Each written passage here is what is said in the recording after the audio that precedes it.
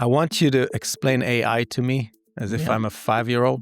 It's not intelligence. It is probabilities. It is statistics. It just really looks like intelligence. And it doesn't have the emergent quality that we have, right? Which is a big point of consciousness. Right. And value orientation. That's right. I'm Tsfany. At 40, I was introduced to a philosophy that transformed my life. My passion is applying philosophical principles towards a better, I might add, heroic life. Join me as I sit down with people that I find inspiring, guided by their authentic values that define who and how they pursue their happiness. These high-achieving individuals aren't just living a good enough life, they're flourishing. This is the happiest man alive.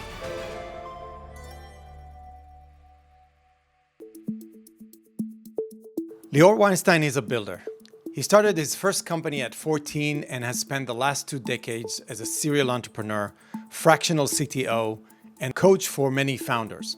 Today, he helps technologists build businesses and live lives that they really want to live through his coaching practice, his communities, and a relentless commitment to his first principles. This is part 2 of my conversation with Lior. If you haven't seen part 1 yet, the links is in the description of this video. Okay, Lior, this is the continuation because it was too short last time. So we're doing it again because I got tons of questions. Let's do it. So what are you doing these days and what fascinates you? It's funny. I just got that question a couple of days ago. I was at this retreat and he's like, so what do you do? And I'm like, that's a difficult one for me. It's always been difficult. So I'm an active entrepreneur. So I'm an active entrepreneur and I would say there's no like one frame, right, to that because there's some businesses that I'm a partner in. And these are mostly going to be tech businesses of different kinds. Yeah. And then most of what I do, I go into companies as a fractional chief technology officer. And my frame for it, it's the fraction of the cost, not a fraction of the outcome. Just the type of attention and the amount of attention that's necessary allows me to do it for multiple companies. And it's not like a CTO for a startup, which is really the main developer, right? It's a proper leadership position. And in those businesses, I come in as a functional role, meaning all technology decisions, or sometimes I go in as a chief growth officer, so all sales and marketing decisions are mine, and the team rolls up to me. And I'm also a part of the upside of the company. So whatever the enterprise value is right now, I get a cut of the new one. And because of just the nature of that, it means multiple things. I also had started my own coaching business for chief technology officers to be fractional chief technology officers. And we're just about to hit our 2-year anniversary. We've had over 350 people go through the program. And they all use my roadmaps, my methodologies to manage technology. To multiply their income in a way. Income. So basically, when they're coming in, I tell them, you're entrepreneurs that happen to be CTOs. And this is how I coach them. Yeah. So it's not a CTO but in training a way, program. It's the opposite, right? They're CTOs and now you're teaching them how to be entrepreneurial about their time. But back to an identity perspective, what I'm trying to impart on them is that if they're doing this route, they're not getting a job as a CTO. So they're entrepreneurs first, and they're applying their technology skill set into entrepreneurship. So they're creating their life. And that's very important because I talk about the psyche of an entrepreneur. Stuff like entrepreneurs don't go crazy because of their goals, but because of their deadlines. This is an entrepreneur mindset. And the fact that you can make up the rules. Like you don't like a job or don't like a client, get a different client. With a job, you can't make those decisions. So I really like being a coach. And I also, this year, I bought CTO.com. So we're going to launch the largest community of technologists in the world on that. So I'm excited for that as well. Wow. So I like kind of that angle in my life that I get to coach and lead communities and share philosophy. So you're actually getting on Zooms with all those people. And so what do you think makes you unique in that sense? What is your core competency that you think you're doing? Is it your ability to think, to create mental models? Is it your ability, like sense of urgency, your ability to learn? What makes you unique? All of those. I think in the technology space in particular, I really love people. I was sharing that as a technologist, I'm a hammer that hates nails. Like I'm the last guy to build technology. the last guy to build technology if it's absolutely not necessary. And then if I do build technology, I have two modalities. It's either the Apollo 13 astronauts need oxygen and we have duct tape in a sock. Like, what do we do? Or it needs to be like an Olympic level system, which I've done both. But it's the really last thing I do, because my conversation is always, what are the humans trying to do? And what's the fastest way to do it? So I definitely have a unique gift in, one, focusing on the humans first and not getting lost in the details. And also really focusing on the why to do something. In fact, when one of the first trainings I do for the CTOs, how do you lead a prospect conversation? How do you do discovery? I tell them, you're going to do what I call a what and why conversation. Meaning, what are you trying to do? Why you're trying to do it. One of my unique gifts is shortcuts. Because if I understand what you're trying to do and why you're trying to do it, the why is going to tell me, is it important? And the why is going to also tell me, is the what the right thing? But you're also in the details. I mean, you... Super details. Yeah. I mean, once we go and we know what we want to build, you know how to code it, you know how to test it, you know how to UX it, you know how to... I'm a practitioner, for sure. I'm a deep practitioner, but it's the last thing I do. Most people, it's the first thing they do. Yeah. They focus on the practice. The features, the buttons, the code. You are, in a way, a practitioner that masters domains of technology, that elevated his thinking up to a very strategic, very philosophical, if you will, very value-oriented perspective. And then now you are applying everything that we've learned tactically. That's right. Okay, so up and down. Yeah. And now with AI, which is incredible, it finally works. Like my ability to fabricate the world works almost at my speed. Because normally, why could I be a fractional CTO? Because people have been wondering about it for years, right? A lot of people have a problem with the concept of fractional. And I tell them, listen, my job as a leader is to set the vision and direction, course correction, but then I wait for other people to do the work. Right? I'm kind of putting the cake in the oven and now I wait for it to bake. And I'm just not a guy that likes to watch paint dry. I don't like micromanaging, so I don't like stand-up meetings. I don't like standing meetings. So I find like other ways. I don't like meetings, period. And so I choose to spend my time in other projects as opposed to like being in one project. And just apply my unique competency, which is to set the direction. And that's right. I want to move. But now there's a unique things that's happening that... the recipe of the cake is mine. It's mine. Yeah. And fabrication, production is so quick in my universes of technology, because normally I would have to wait a sprint or 10 sprints for something to happen, but now it happens within an hour, and it's incredible. I want you to explain AI to me as if I'm a 5-year-old. Okay. What is it? I heard you talk about the fact, what are you talking about? It's not like it hallucinates. It is a hallucination by definition. By definition. And so I want you, because you have an objectivist perspective on epistemology, what are concept formation, what are objective concepts and all of that, and you know how LLM works. Yeah.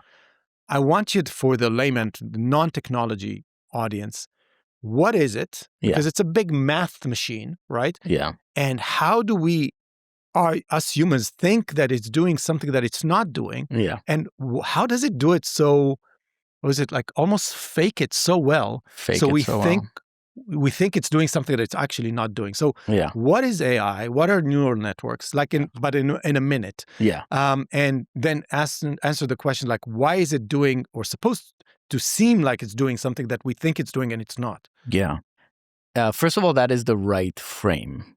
It looks like it's doing something, but it's not. And it's cool that it works. And when I say works for us. Right. Meaning the humans see value in it, that it actually looks like what a human would, which is really more of, a testament about how simple our mind is more than anything. Do you think we have it's a model for our subconscious mind, like our neural network, biological neural network of our subconscious mind? That's what's happening?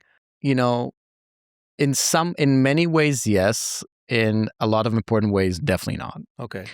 So first of all, from an intuitive perspective, I like to give this example. I've spoken to over 60,000 people about this. And because most people are afraid of it, and they give it powers that it doesn't have, because it's not intelligence. It is probabilities. It is statistics. It just really looks like intelligence. And it doesn't have the emergent quality that we have, right? Which is a big point of consciousness. Right. And value orientation. That's right. But you can make it mimic value orientation, which is really just you setting just like you tell your kid about something, you can tell the system how to act in a certain way and really hope it's going to be persistent. But it's a big mimicking machine. It's a big mimicking machine. So here's an easy way to think about it. First of all, from a basic technology layer, and by the way, just for the frame of the audience, we're specifically talking about large language models because that's the zeitgeist, but there's many forms of artificial intelligence as a label, as a category, but that's the prevalent one. That's the one that's creating all this progress right now. And large language models, we used to call them large number models, okay? Because that's really what it does. It looks at this very big set of numbers and tries to predict the next number, the next token. And an easy human way to think about it is let's say I'm going to give you a word. And I just want you to tell me, what do you think the next word is, right? So let's say I give you the word old. What do you think the next word is? Man. Man. Great. Maybe man, maybe house, maybe news. Yeah. Now I'm going to give you the following word. It's McDonald. Old McDonald. What do you think the next word is? Had. That's 99% probability. It's probably had, right? It's probably Old McDonald had a farm. But it could have been Old McDonald was a grumpy man. And that would have been a completely valid sentence. But what is the likely sentence? Old McDonald had a farm. And that's what it does at scale. The way it does it is based on a training model. So it scans language, it scans tokens, which a word, a letter is a token. And it basically figures out every time it sees Old McDonald, it's normally had. Every time it sees Lior, it's probably Weinstein or Cohen or Levi. But who trained that model to say that's good and that's bad? So part of the technology set, and there are many ways to train, right? So you have like non-supervised training, which is just like reading corpus. So it's like reading the internet or reading your emails or reading And if whatever. I got the next word of that book right, I get a thumbs up. If I got it wrong. So there's just unsupervised training, which is just literally there's no reinforcement. Right. So it's just reading, collecting the weights, collecting the probability of X coming after Y. Those are weights. And that's generally the difference between the various model, the weights. And then you have to polish, you have reinforcement training, which is really that. Like you have either humans or you have other AI that basically validate, do a thumbs up, thumbs down, which is really just reinforcing the weight. So it's 80 and not 79, and then the probability goes.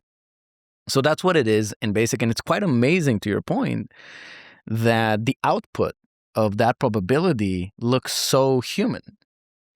Now, there's interesting research that's being done on how people compare it to IQ, right? Like now GPT-3 was like 110 IQ. Gemini 3.1 looks like it's 140. Looks like it's 140, right? And it's an interesting thought that if you had just access to a genius team member, what would you do with them? Which is really the interesting philosophical question, because people are like, oh, artificial general intelligence. I'm like, we already have general intelligence. We actually have 8 billion humans with general intelligence. And people are thinking it's just like a moment. I'm like, yeah, but what do you do with it? Like, even if you take any entrepreneur, any person, and you give him a rock star team, right? You give them like an NBA playoff team. The fact that they're amazing doesn't mean you know how to coordinate them. Doesn't mean you know how to motivate them. So the fact that the capability exists doesn't automatically mean humans now have freedom or jobs now change or labor now change. Now, there's a lot of amazing things that's happening even in my own businesses, and a lot of changes that are coming very fast that we've never seen before. I'm an optimist in the AI world. I'm not a pessimist at all. And that's really what it is. So it's a guess the next word machine. It's really cool to just by guessing the next word, we get a lot of value. And for a lot of human activities, that's really what needs to be done. So if you get an email and somebody's asking for, did I pay that invoice? Yeah, it's really just a series of next steps that are easy to guess. I want to go to something that I think you're uniquely able to comment on, which is the subjectivity of the models. Yeah. I saw Sam Altman on Lex Fridman say, "What is truth? Do you know anything to be true?" And then Lex Fridman says, "Oh, maybe math." And then Sam says, "Yeah, I'll give you math, but not more," right? Nobody knows anything to be true. More. Nothing. I mean, nothing is true. And that is the opposite of objectivism. That's the opposite of like reality is what it is. It starts with A is A and the law of identity. What do you think are the risks of someone like Sam Altman at the heart of this industry? Yeah. Saying there's no truth, there's no objective truth. It's what people think. And then if you push ChatGPT to say what's true is not true, he will say, maybe you're right, maybe it's not true. Of course. Yeah. So what do you think are the risks here? Because once we plan those things in robots and the robots need to act on that knowledge and say, hey, take care of my cat for half an hour. Yeah. I was like, who knows what a cat is? You know?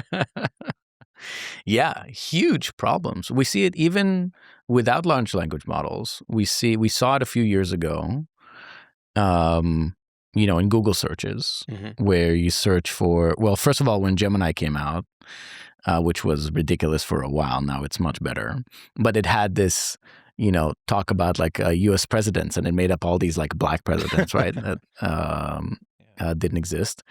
And so the hallucination portion, which is exactly that issue, like how do you concretize the answers back to reality? Right. But even just Google alone, like we've seen this in different election cycles of people searching and they're getting wrong results. When I say wrong, I mean untrue.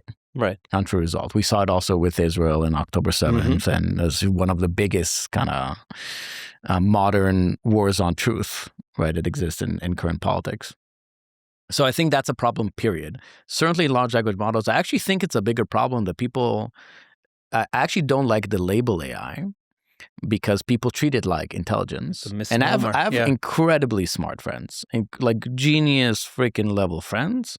And until they spoke to me, they didn't realize that that's what it was doing. So as far as they're concerned, they thought about it like a better Google. Yeah. Meaning the answers are concrete. They have a reference, which they don't. And they have a reference that's like real, that's worthy. Yeah. So it is a big problem. I think it's exactly because people make real decisions based on informations they get from the LLM. And now that it's replacing search engines and it's becoming pervasive in a good and bad way in all areas of our life, then it is very dangerous that the captains of this are thinking wrong.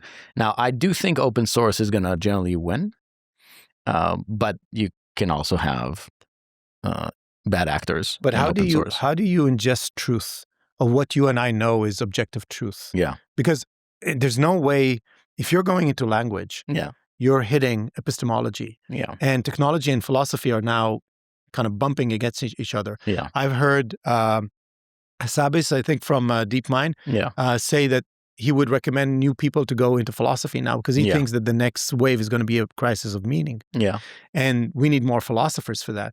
What do you think? How do you reconcile epistemology and objectivity, and what's going on? Do you see, in a way, some kind of a crash of lack of confidence in those models? And how do you, who knows a thing or two about objectivist epistemology, how can that enlighten maybe a new way of thinking about connecting knowledge into reality? So there's a few ways I think about it. First of all, from a practical perspective, because I build AI systems and I integrate this into many companies, and then employees use it and customers use it. And I'm very aware of where it matters and where it doesn't. And what I mean by that. If you're using AI to write a fiction book, doesn't matter. Non-issue. Yeah. If you're using AI, so my daughter unfortunately swallowed a whistle, like a aluminum whistle, a couple of weeks ago by mistake. And obviously I'm like, okay, issue. If I get the wrong answer there, big problem, right? Like life or death. And same thing when people consult about it with these big life decisions like marriage or kids or health, right? So what's at stake? What's at stake? So one, I'm very tuned into that. Like, when does it matter? When is it useful? When is it not useful? And when is it like make or break? Because you have the manipulation of the models. Now, what's interesting about LLMs, they're actually less subject for manipulation as opposed to search engines. Because search engines, end of the day, it's about indexing something and trying to hit that relationship between the words and the search terms that people put and the page that's getting brought up as the answer to the question or to the reference. And the LLM is really, it's hard to nudge. I mean, it's more like a trampoline, yes. right? You had all these springs, and it's kind of like a little bit here and a little bit there. And the more information it scans, the more training it scans, the more anchored things become. And truth is interesting because on average, truth actually reveals itself. So like the more information, the more opportunities, the more examples, truth tends to roll up. But how would you instill truthfulness in a model that is critical? How do you ground it to say you are not allowed to depart from what I tell you is truth? LLMs are not able to do that. By design, they're not able to do that because it's a probability machine. So you will ever and forever have the 99.9999999%. So what do you do for it's non-deterministic. Life and death. If you were to make up a robot that is supposed to save lives, it cannot get things wrong. It needs to analyze what's going on. It needs to identify the core, of what's happening, and then apply a specific process that will save that person's life. I would not use an LLM. Just and like not an AI, but any form of AI, or let's take airplane autopilots. Been around for decades. Right. Definitely life or death. 100%. It's like but there's no AI element to it. That's right. So for those things, I could use LLMs to give me the options. But I would use another mechanism that's deterministic to act, to do it. Got it. So you don't see LLMs is not a shotgun approach to all things.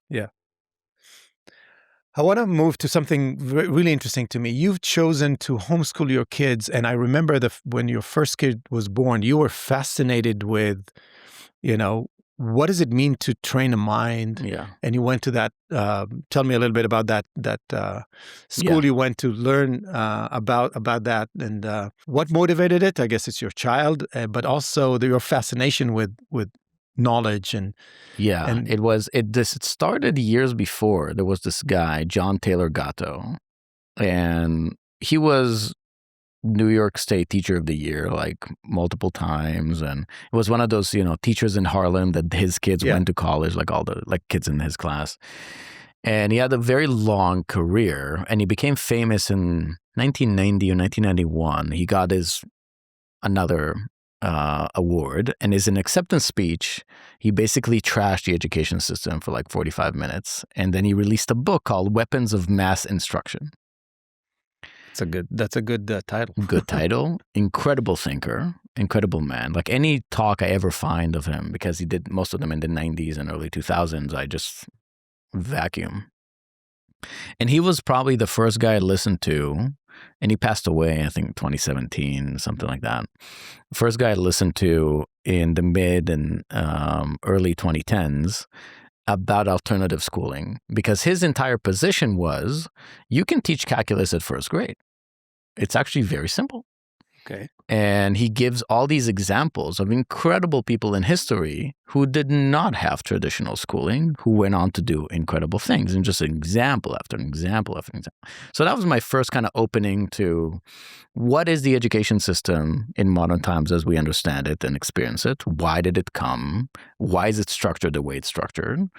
And then just questioning it. Does it align with what I want in my life, right? And I do have options as an entrepreneur and time freedom. I don't need my kids to be parked somewhere for my time purpose and so on and so forth. And a lot of people do, and there's a lot of value in that when they need it.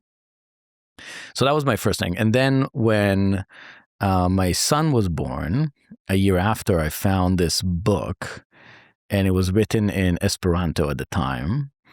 And it was a book about the Polgar sisters. So it was their father wrote it. The chess. Yeah. So he wrote that book about how he educated them, because he decided that genius education is objective. You can teach anyone to be a genius. So he started with Judith Polgar, who's still very famous as a chess player, lives, I think, in Texas now too. And then her sisters followed just because she did chess. But he wrote in the book, it could have been anything. It could have been chess, tennis, but he was Hungary, very poor at the time. They made a Netflix about it. Oh, cool. Yeah. And in that book, he talks about genius education and how it kind of disappeared from the world. Like it was actually used to be a very active thing, and then it disappeared from the world.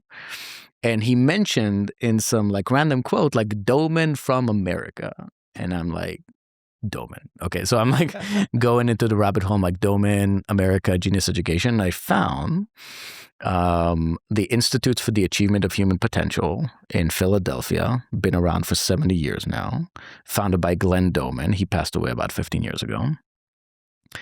And still run by his daughter, Janet Doorman. And I saw that they still run classes and they have books, how to teach your baby to read, how to teach your baby to do math, how to teach your baby to do all these things. And they have week-long classes in Philly. It was like $2,000 for both parents for a full week, room and board, or not room and board, just the entire week, and then just some hotel in Philly. And knowing you were there like the next Monday. Yep. Yeah, signed up for the next one. And my wife was pregnant with our second at the time, second son. So, but the motivation was your interest in education and thinking as such, or no, I need to make Ethan my son, you know? No, it was like, is that real? Can you really like teach genius? Like, can you really do it? And so we went through the training, and it was incredible. Later on, I became their CTO also, and helped them get on Zoom on COVID, and you know, to kind of go into the modern times. And it was truly incredible. And then then I started doing it with my kids, which was really great. And then it also gave me an appreciation of the nature versus nurture thing. I'm like, well, for Ethan, this part is going to work very well. For Matan, that part is going to work very well. For Maya, that part is going to work very well. So you take the nature, so you take the nature. I match it to their nature. So hardware is there. That's right. As a nature, and you apply the nurture to it. That's right. And it's just a set of skills that are real. Like, oh, somebody figured out a methodology that works. Like it objectively works for decades.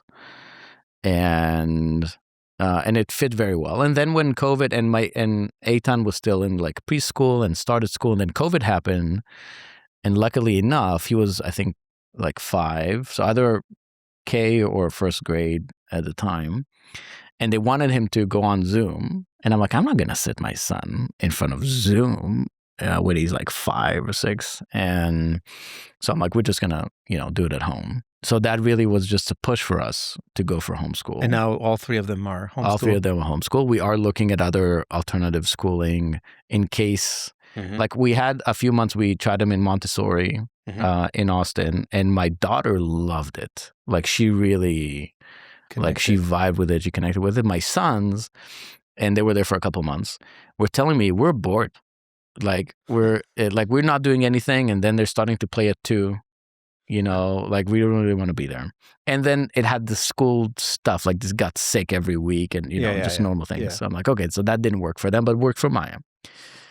So creating really an environment for them where they can grow, back to that emergent quality of where you're trying to put yourself, is really important to me. And it's cool that you can educate in many ways, and all the paradigms that I thought about as a kid, although intuitively I always hated school, I just realized were false.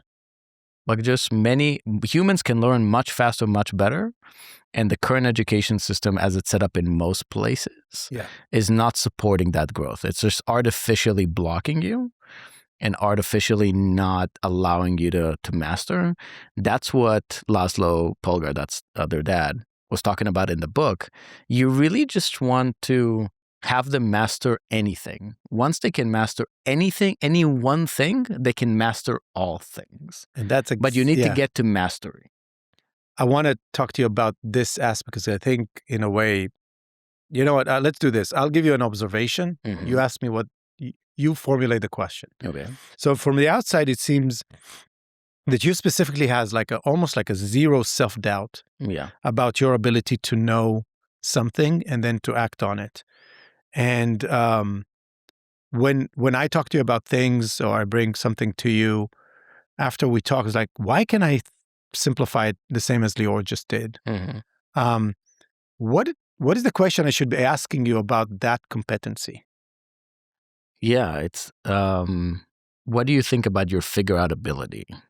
Figure out, okay. And I don't know everything. In fact, most people that are very educated know they don't know most things. But I have extreme figure out ability, extreme confidence in my figure out ability. This is something I actually talk about with my CTO sometimes because they get in with some industry experience, healthcare, manufacturing, So they immediately they're looking for clients in that industry, in that niche. They feel safe. They feel safe. And I told them, guys, all of my clients, like not each one of them was never like the other one. My first healthcare company, I've never done healthcare. My first nonprofit, never done a nonprofit. My first coaching business, never done a coaching business. And they're like, but how do you feel? What if you don't know? I'm like, I'll figure it out. My past informs me that I will figure it out. I always figure it out. Well, what sparks that self-reliance or self, in the way? Past. I have so many examples of new things I tried, and I figured it out. And now let's go a level deeper. What do you think in you created that ability?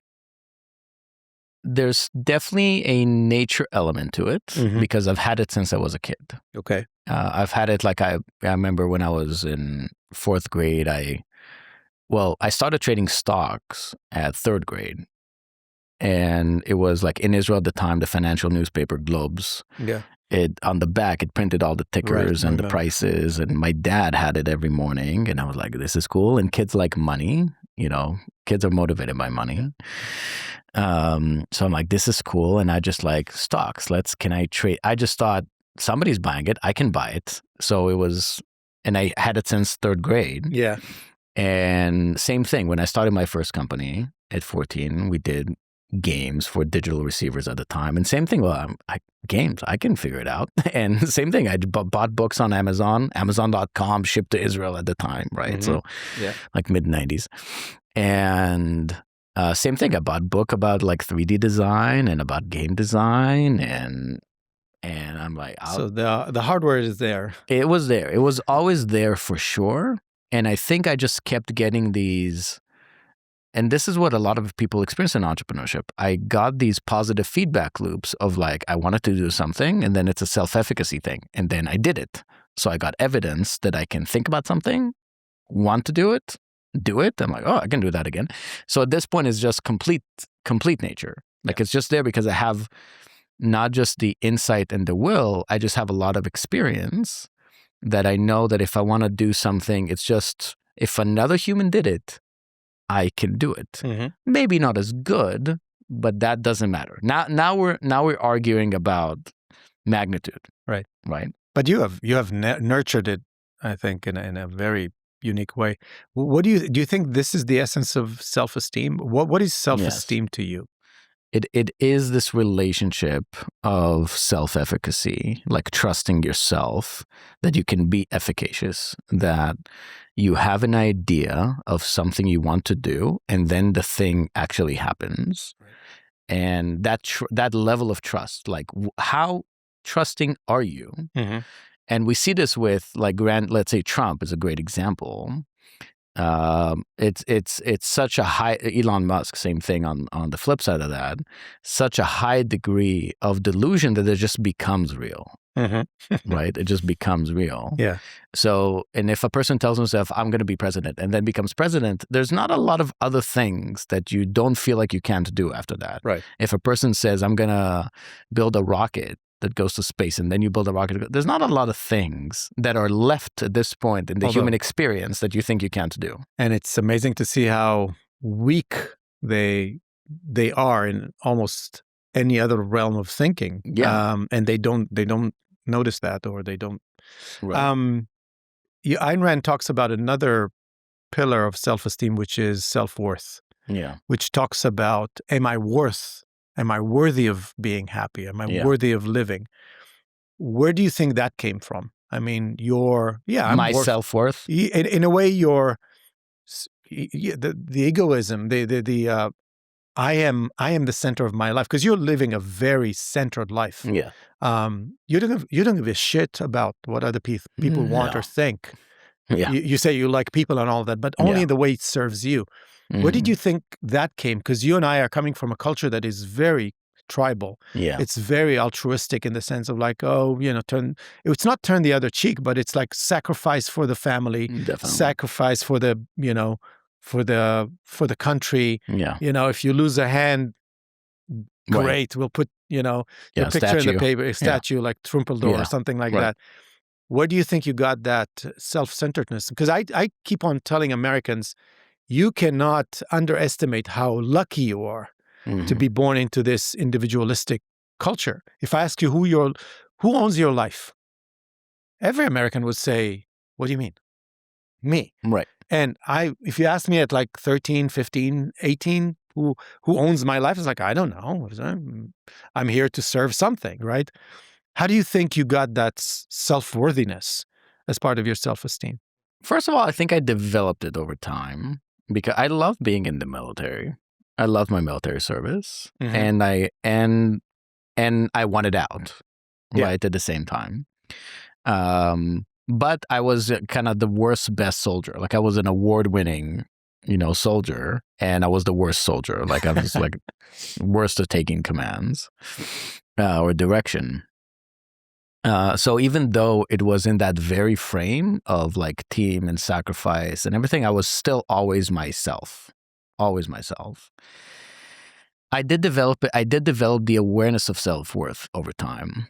I think as a kid, I was like overweight, and in my very early years, I didn't have a lot of friends. And I was the youngest in my family. So like my next one is like 5 years older than me. So it's not like I had like a sibling my age to play with and stuff like that. So I spent a lot of alone time as a kid. And I became very comfortable with alone. And actually I learned over time to like not being alone. And this is something I'm still developing, like liking not being alone. I would say for years, and I still generally self-identify as an introvert. Yeah. And I'm just learning that extroversion is nice. Like meaning I can actually get energy from other people and not just like get drained by energy with other people. So, but all of that is really this relationship with myself. I do think so. So there's a mini ceremony I do with the kids every morning now.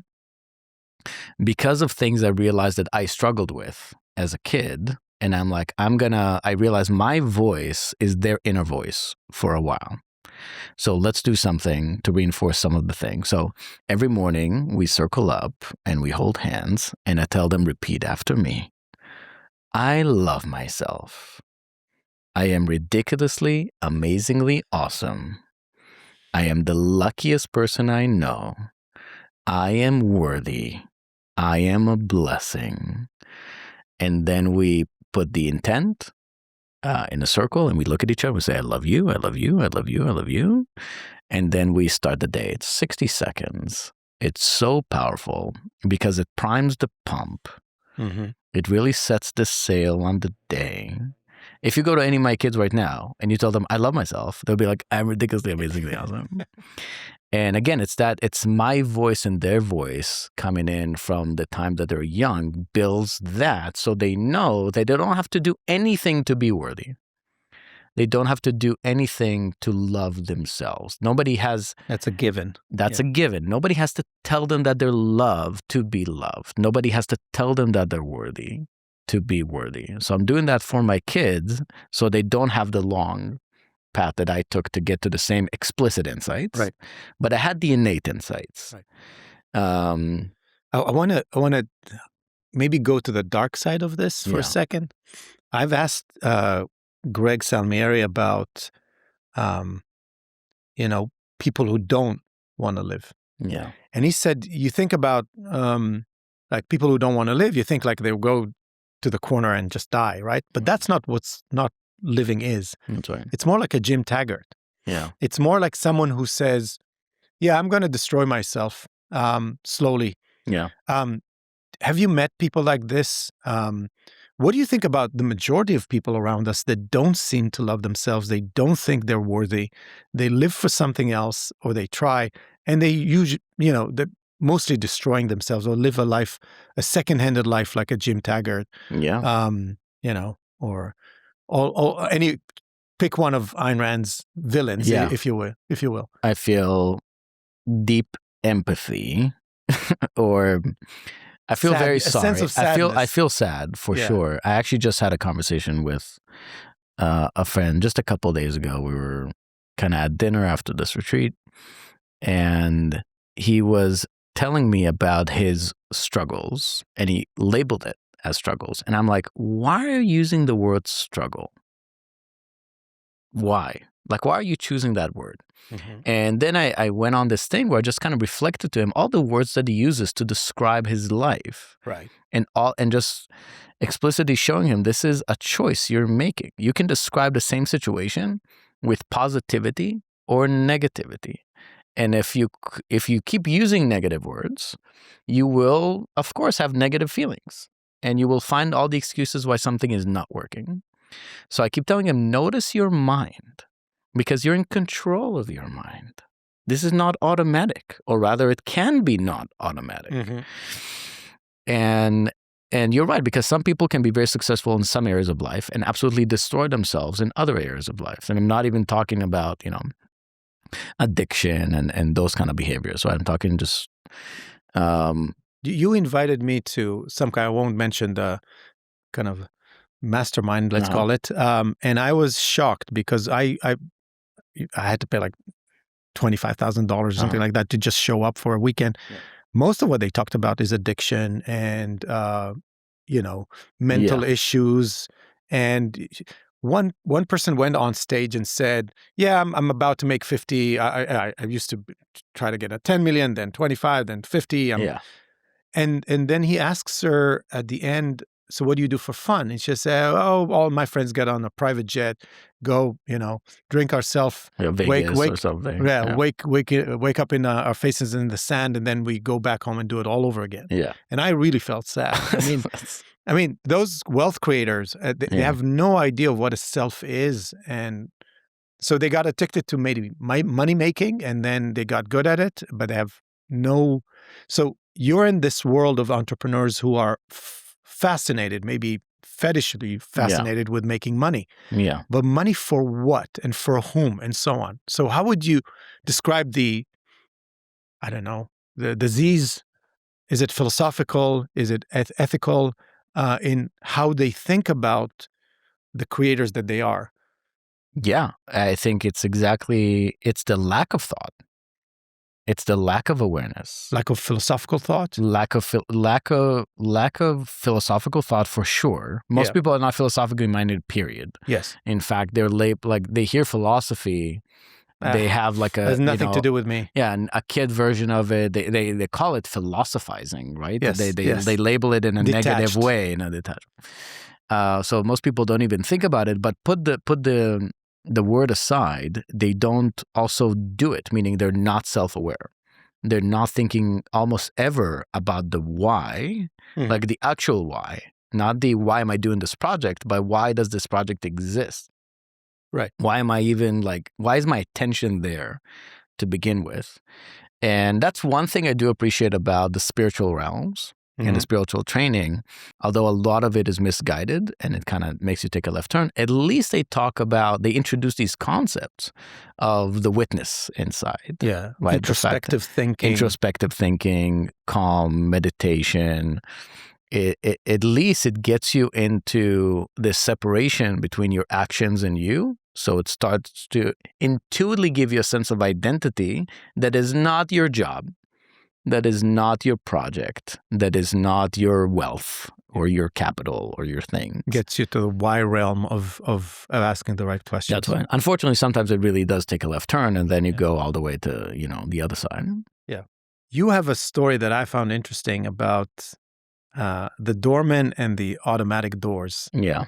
about how to treat people and how to create human connections. Because you're a technologist, and like I said, you automate a lot of things that, who cares? Yeah. But you're very high on human connection and, the person opening your shop for the first time, just looking in, what's going on. Yeah. Do you want to automate that?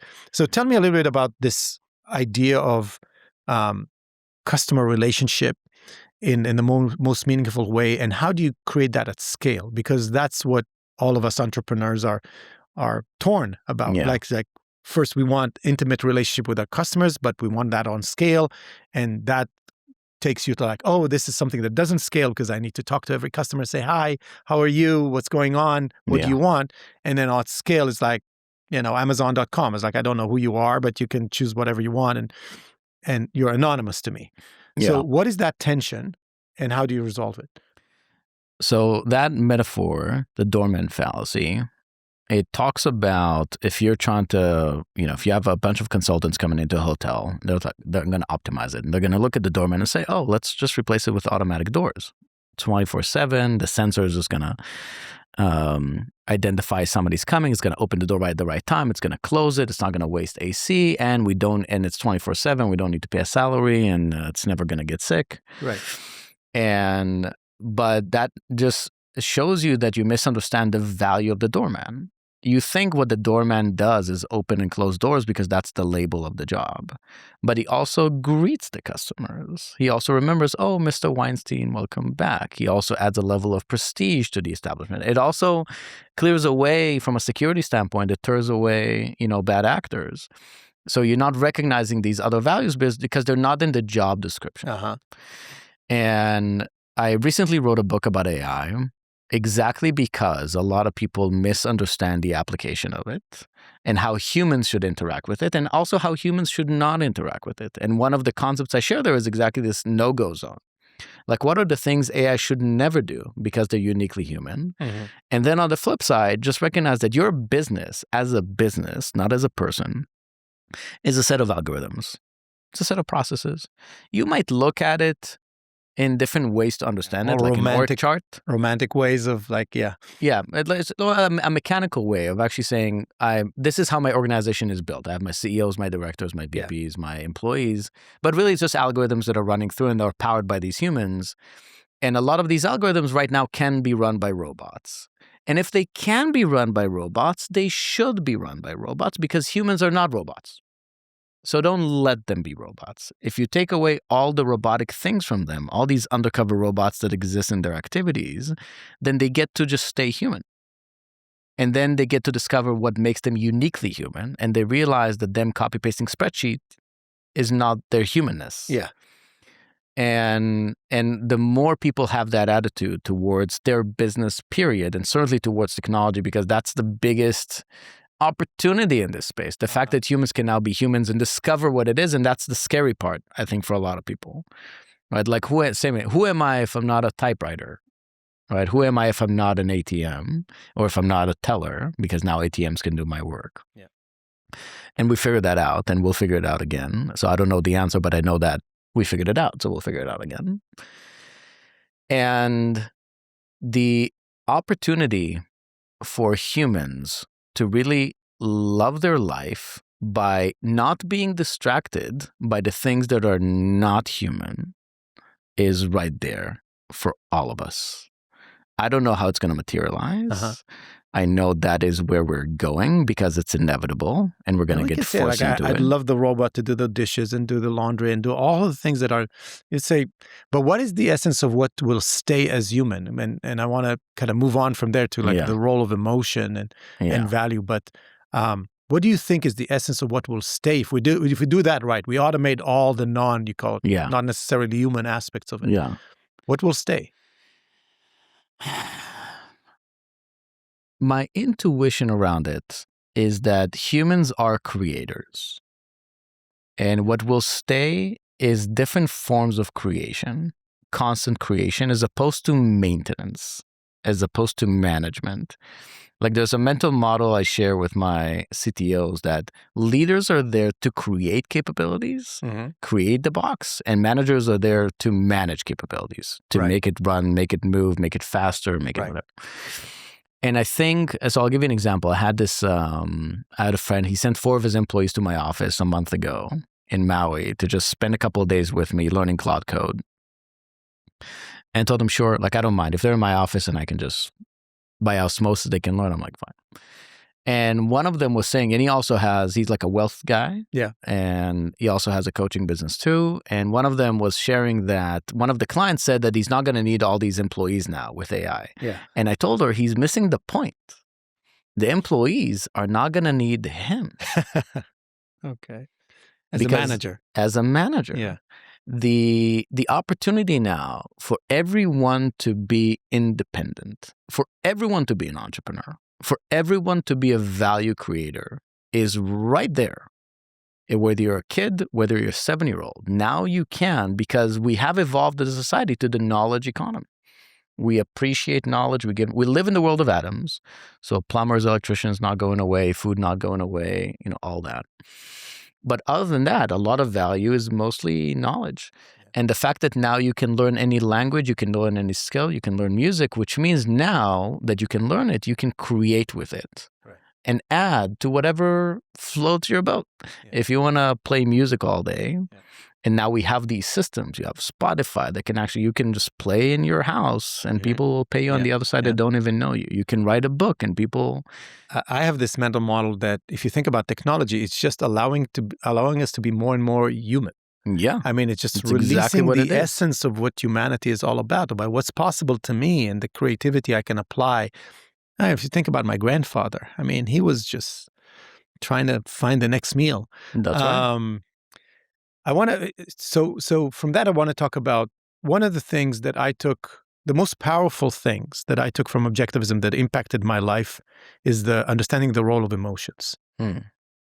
And what is an emotion and what is the purpose of an emotion and what is the relationship between my ability to think and to figure out things and then the reward of an emotion and the kind of the vice versa, kind of the spiral relationship between my conceptual faculty and my, let's say, integrating faculty, my reasoning mind and my emotions. Yeah. When we talked about optimizing for happiness. Do you think about happiness as an emotion?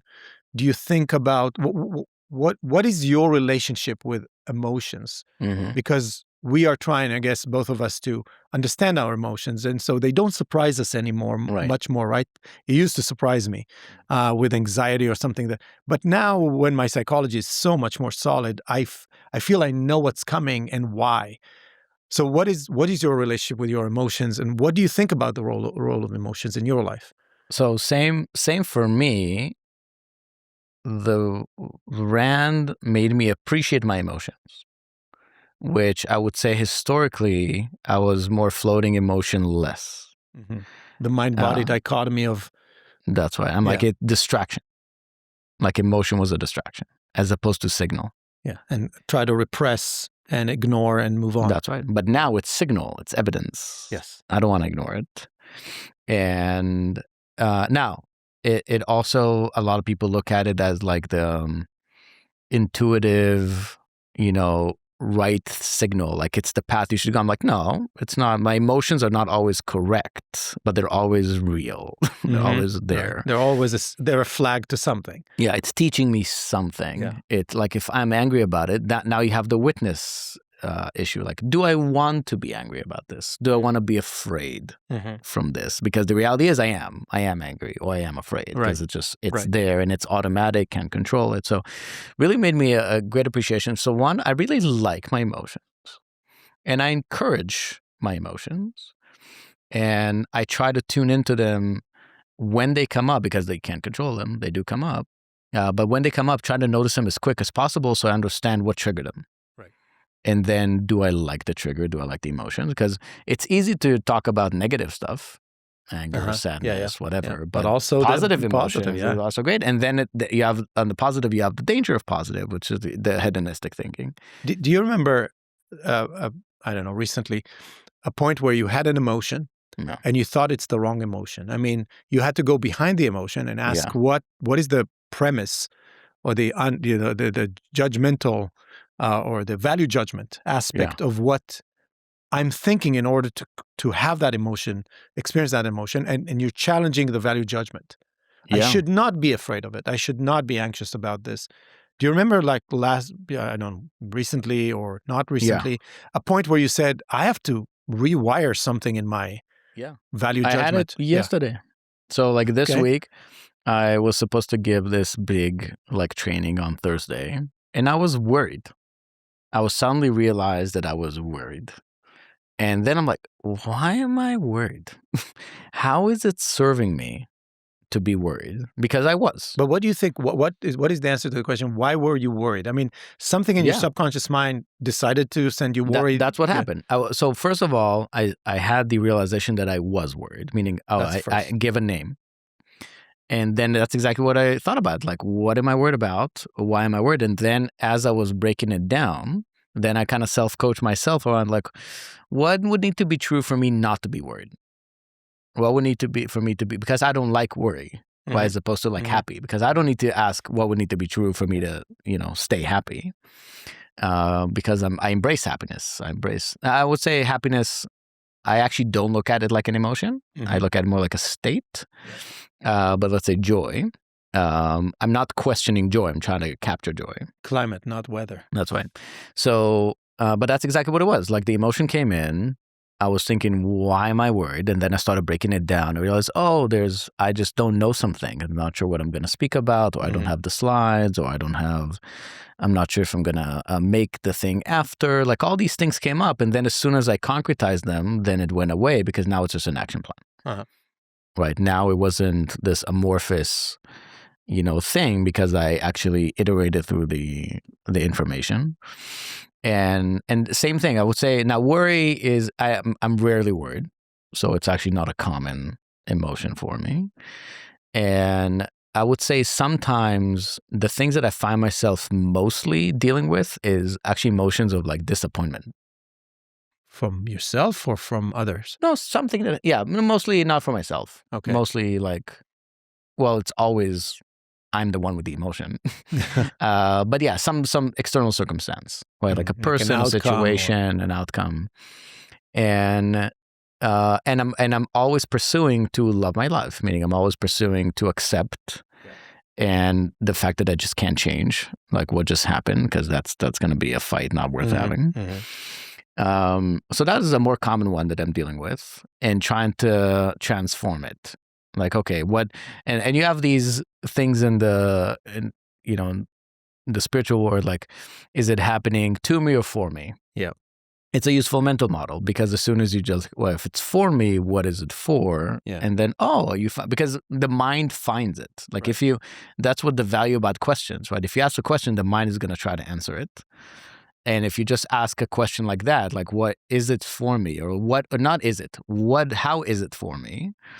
Then if you have a mind that knows how to think, then you'll find a really great answer that you're going to like. And then the other thing is also just liking my opinions. Yeah.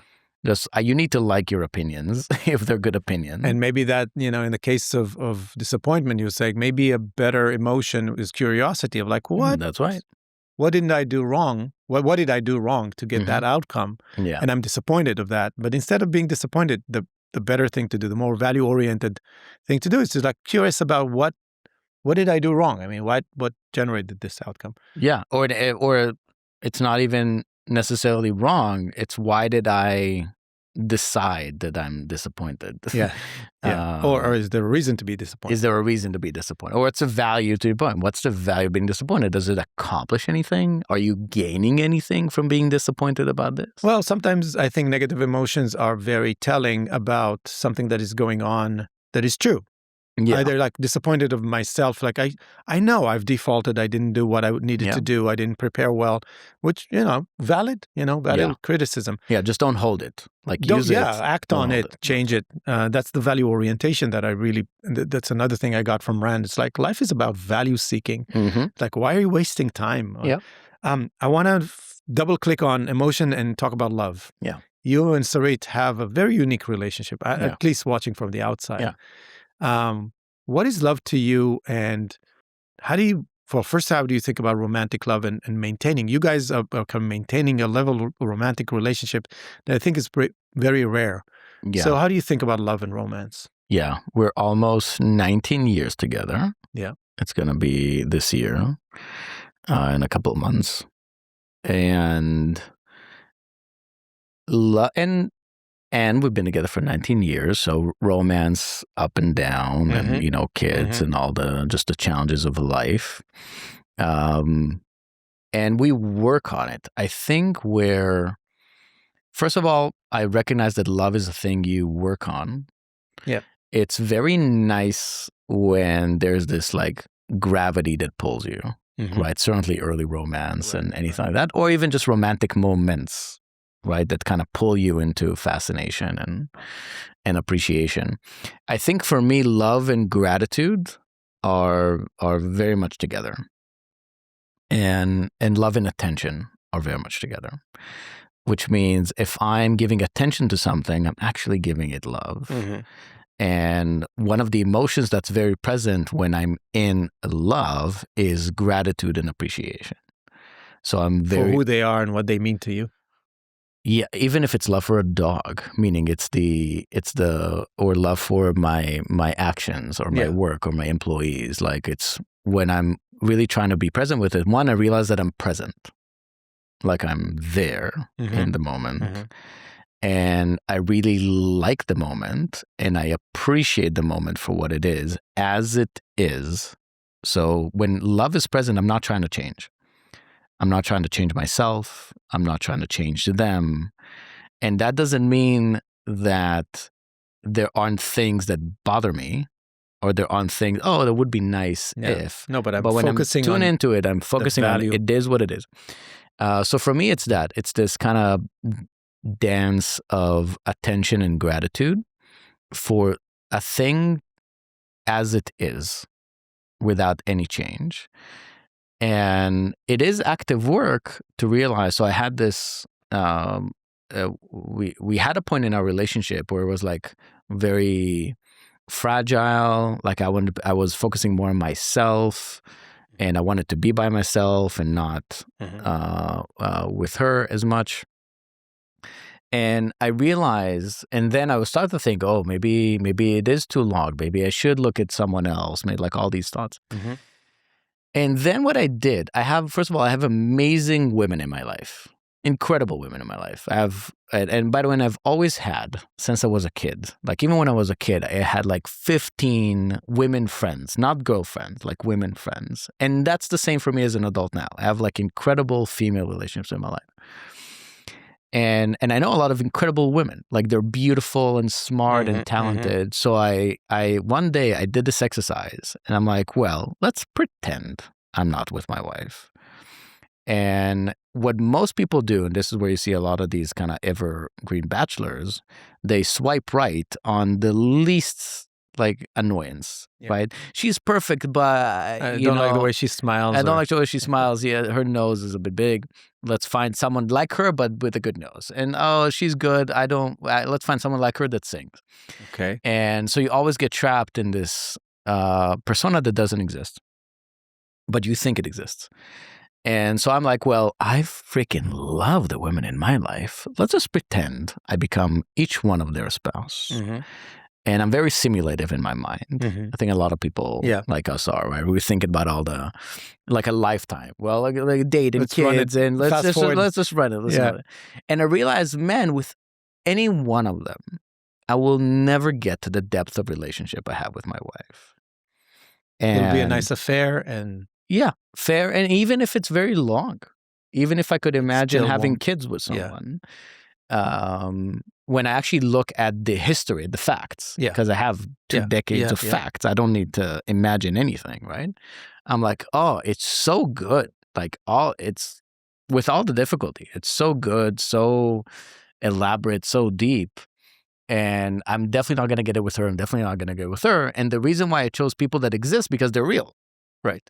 And I don't need to make up a person that's not real when I'm already like, I freaking love these women. They're in my life. They're incredible. I would recommend any one of my friends.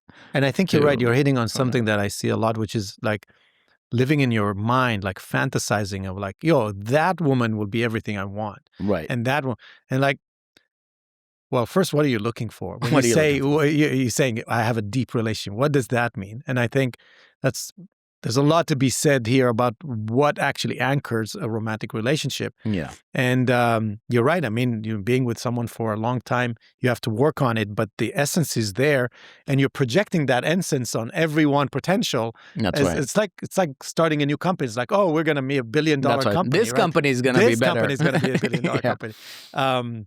That's great. And you have this, I don't know, quirkiness about how you guys go to Disney every year. Yeah, we love What Disney. is that? I mean, I know Sarit is a Disney princess. I know she is. There should be like a Sarit. I'm a big Disney fan. Okay. We are fan for different reasons. Okay. So she's fans of the stories. I like the story. Yeah. One, I love the business. Meaning kind of just inspirational. My God, you're there. And I'm like, how, like how is this clean? Like, it's just, and it's also, I really appreciate professionalism, right? So they took it to a whole new realm. I remember in COVID, we were there in the first week it opened during COVID times with masks, and we went there and Universal. And I'm like, man, it's the same talent pool. It's the same area. They're like just a few miles away. Yeah. How is this so much better than the other ones? Same thing, we see it with like Marvel movies versus like DC movies, not the Disney one. But same access in Hollywood. Same budgets. Yeah. Like we're tens of millions, hundreds of millions. But same graphic artists. Culture of, company and you see excellence. Marvel movies, incredible. DC movies, like why am I seeing the bad 3D animation in Superman, one of the biggest characters in history? Right. And then Thor is just like incredible, like almost real. So I really appreciate that. So one, a lot of my appreciation and fascination is the business and the experience. That's why I really love the Disney Institute. They have these incredible trainings. One of the best courses I ever took was Disney's approach to quality customer care, customer service. And they have all these incredible tidbits that you see why. The course starts with people will never forget what you say, but they'll never remember what you say, but they'll never forget how you made them feel. Right. And it's like this tiny little insight that you realize you can build an entire company around, entire culture around that insight. So one part of my fascination is that. And I have a dear friend, one of my best friends. He said, "Oh, it's escapism." I'm like, yeah. Escapism is great. Meaning escape from what? Though? It's from like from real life. That's right. So it's manicured. It's not a real experience. Yeah, but it's part of life. It's part of life. That's right. I'm like, what? So it's watching a movie is escapism. Exactly. So, and I like the rides, and I like the food, and I like the thing. So it's just more of a personal kind of thing. So we like it for different reasons. And I would say a lot of the things, Serena and I, we like the same thing for different reasons. Mm-hmm. We're very different. If anybody ever meets both of us, right? We're materially different. But we met salsa dancing. Yes. Yeah. Right? I was a Latin ballroom dance instructor for years. Yeah. And she went to dance for fun. Yeah. So again, we like the same thing for different reasons, and we find those intersections. That's amazing. Do you have any living heroes, like people that are legendary that are still alive, or are they all dead? Because for some reason... Certainly most dead. Yeah. For sure. Like Ayn Rand for sure, Adam Smith for sure, one of my biggest ones by far. I would say right now in modern times, I really look up to Jensen Huang from NVIDIA, the CEO of NVIDIA. Why do you think he's phenomenal? Yeah. First of all, I love his management philosophy around we're going to do only the hardest things on earth and nothing else. And everybody else is going to do everything else. Yeah. Love that. And that they're great. Like they're really great. I'm a proud NVIDIA stockholder, not financial advice. Proud NVIDIA stockholder because they're really phenomenal. They execute so masterfully, and he's a great balance for me for like hard skills. I see a lot of things in common between us. That he's a great practitioner. Yeah, he's not just a great executive and a great thinker. I love his opinions. His opinions are. I don't really think I heard him say something I didn't like in terms of his philosophy on AI and approach and machine learning. And so that would be one. Are you a Jobs fan, Steve Jobs? I mean, I was definitely a Jobs fan, for sure. And not as much as Jensen, though. Okay. But definitely a Steve Jobs fan. I'll tell you why. Because I appreciate wholeness. Steve Jobs was a meteor, incredible, but utterly hated by many people that he worked with. Jensen is utterly loved.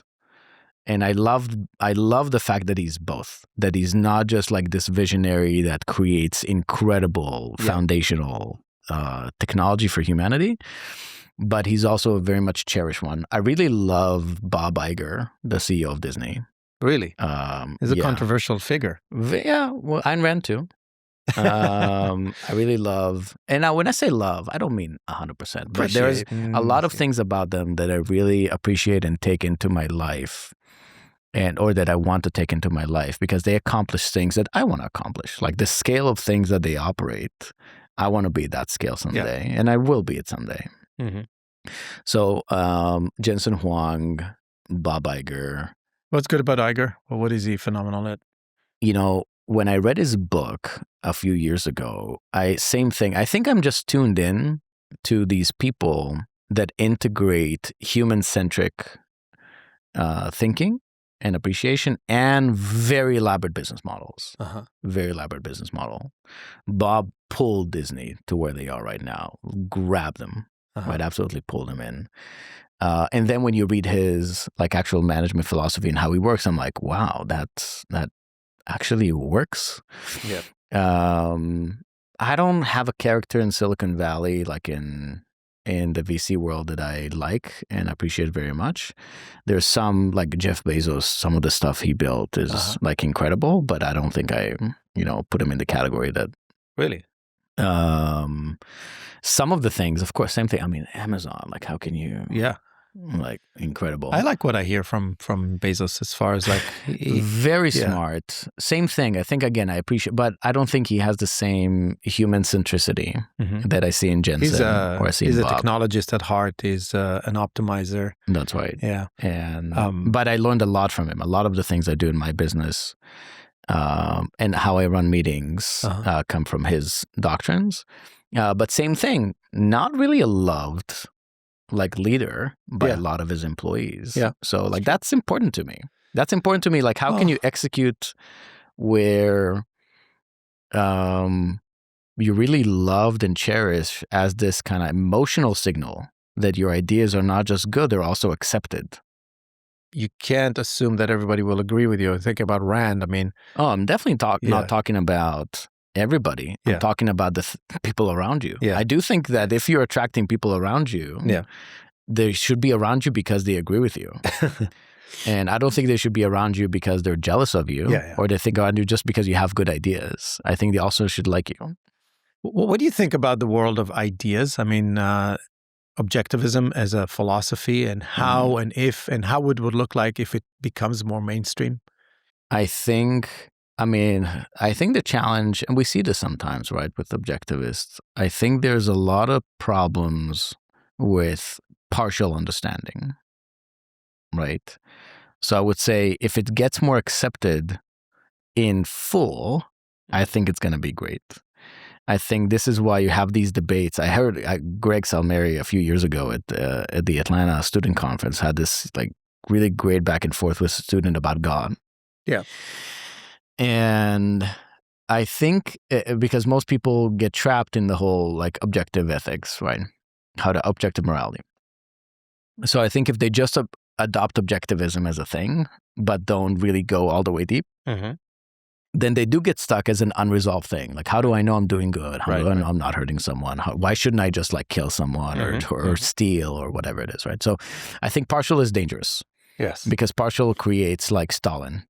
Partial can create Hitler, right? Like secular, what they thought. Complete distortion of one part because of a a wrong turn. That's right. Yeah. Like it's not in just We're enough. atheists, but we are subjectivists. Exactly. Yeah. It's not enough to just like decouple a part of these things. Right. You wanna decouple a lot of them. Yeah. So I think if you can go to that level, I think it's amazing because then you get the John Galt moment. You get the Galt's Gulch. You get and that's why I'm like, everybody now can be an entrepreneur. Everybody can be an independent contractor with AI. That's one of the big opportunities. And you're not going to have this feudal relationship between an employer and an employee, which is really just a modern way of power kind of thing. So what are you really excited about, and what are you worried about politically now? I am, first of all, I'm excited that some of the modern wars that are happening right now are like important wars, meaning they have meaning. They're not meaningless wars. Like if what I believe is the right side wins, it has dramatic implications to potentially something like a world peace. And so I'm excited for that. Like the fact that it can, I don't know if it's going to happen this round, this year, half decade, whatever. But the fact that there's proof that it can happen, and the war now is no longer a war on resources, meaning we're not fighting just because somebody's trying to capture resources. Right. We're actually fighting on more ideology.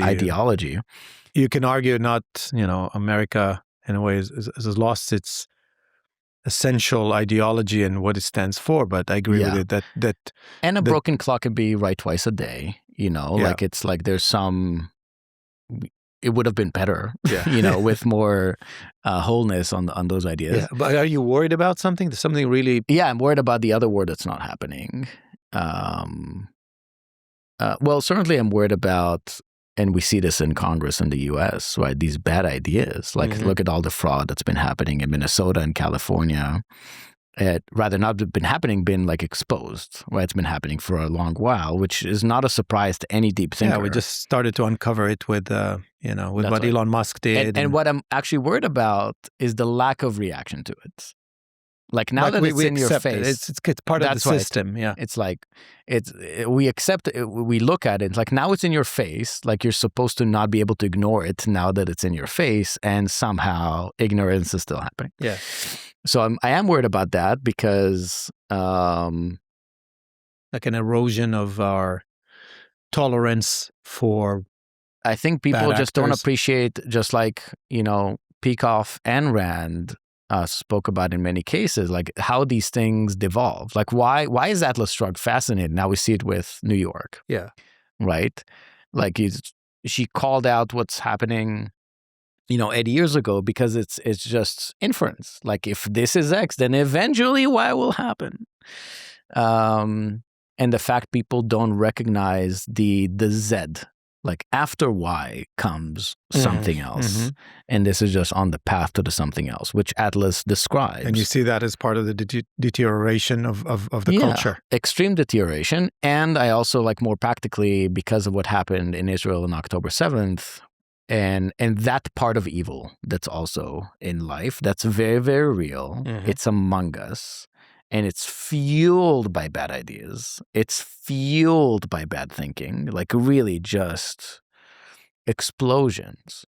And I am actually very worried about that. I think part of my professional career at some point, I'm going to pivot to that. I'm going to pivot to fighting that. Yeah. I had that insight last year. I'm like, I've been fighting evil for many years. A lot of my nonprofit activities are in the anti-child trafficking space. Very active in the space for like 14 years in many ways, in many areas. And it's always this slow flame, like 10 to 20% of my time. Yeah. But I realized at some point, because I still want to build some empires, I'm probably going to pivot to that side of fighting evil. Because I see that now humanity is about to eclipse where there might be a point of no return. And the point of no return means just complete terrible collapse. wars, terrible death, like, absolute destruction of all values. And I love the United States. I love becoming an American I think you're citizen. the most American Israeli I've ever Oh my met. gosh. I mean, so America was built for you. Oh, it's so built. It's my entire psyche. Very proud Israeli, absolutely patriotic American, and I don't want it to happen here. Do you, as part of your fighting evil, do you want to go back and defend Israel as like a, the cutting edge or the wedge of Western civilization in a barbaric? That's not. No, I don't think so.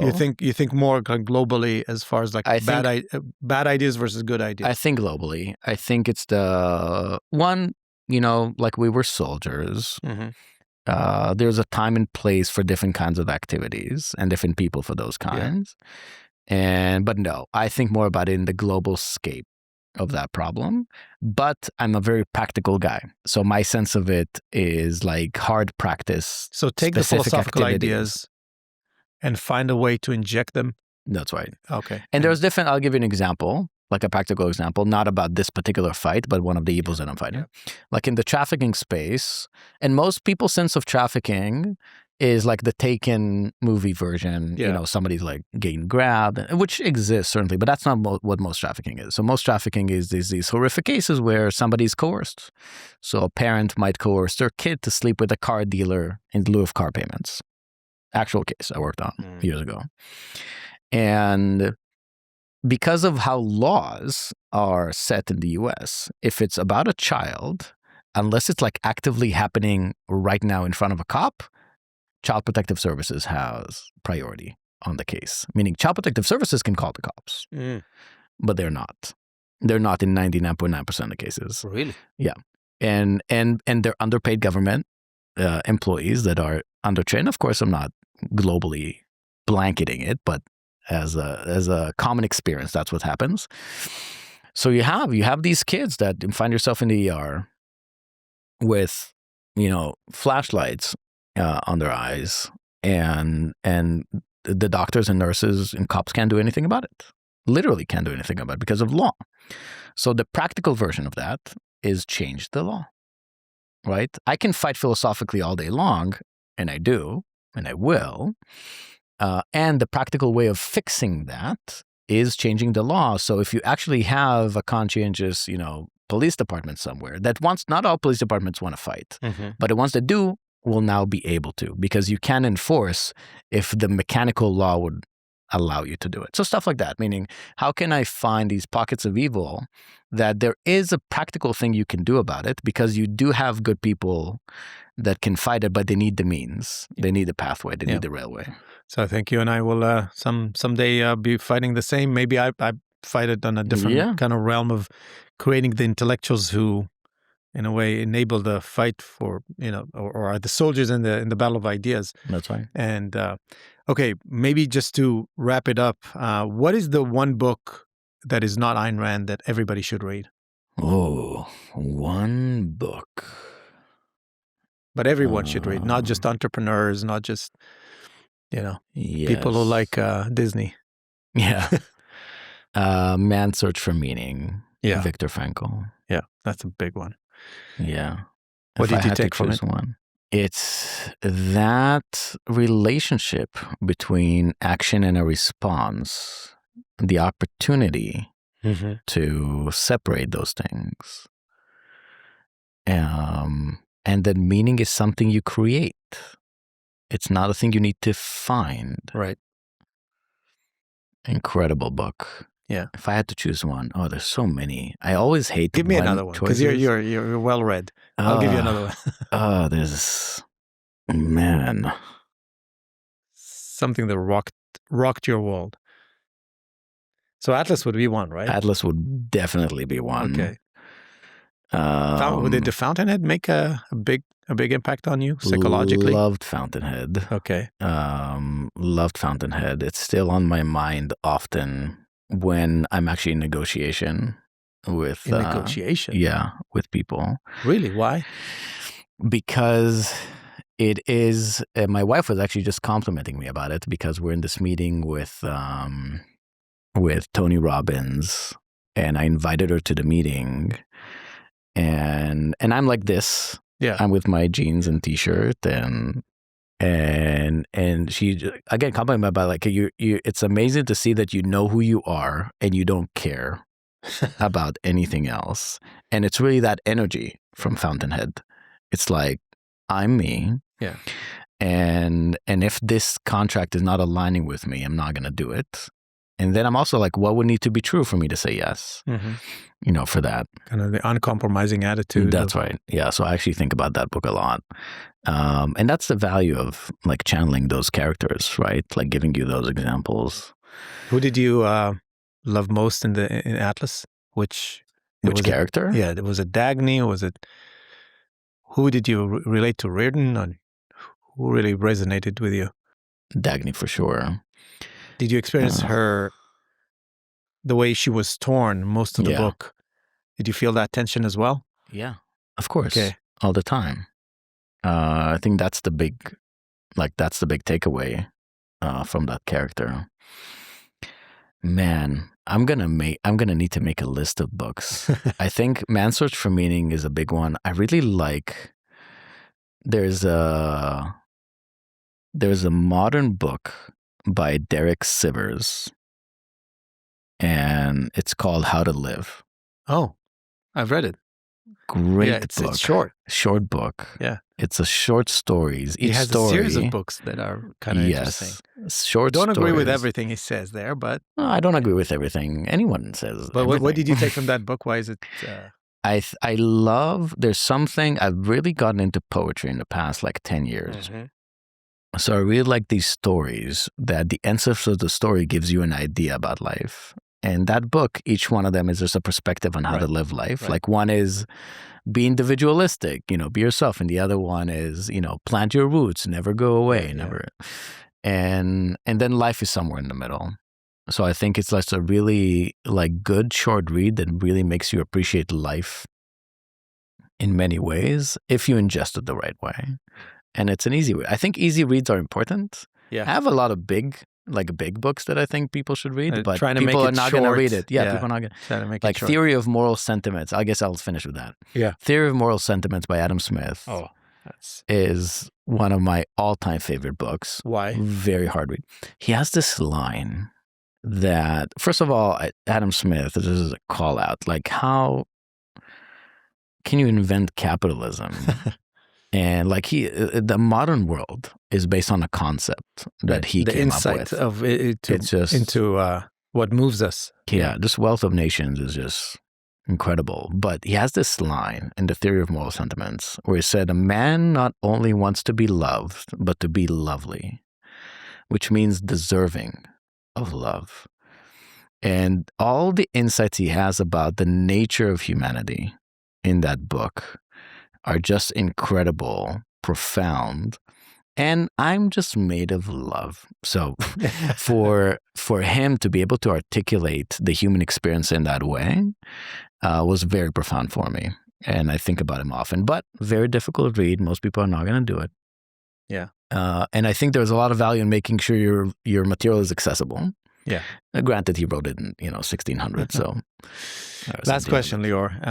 You and I, let's say, meet in 5 years. Yeah. What do you wish for yourself? Right now, and this started 2 years ago, I made a decision to get out of being a private Lior to a public Lior, and to make sure my ideas are loud and known. So I hope 5 years from now, a lot of people will know my name and will know my ideas, so I can help people build a life they love to live. Which was your central purpose kind of statement. Well, it's a pleasure knowing you. Always a pleasure spending time with you, brother. Yeah, it's great. We should do it more. Yeah. Thanks so much.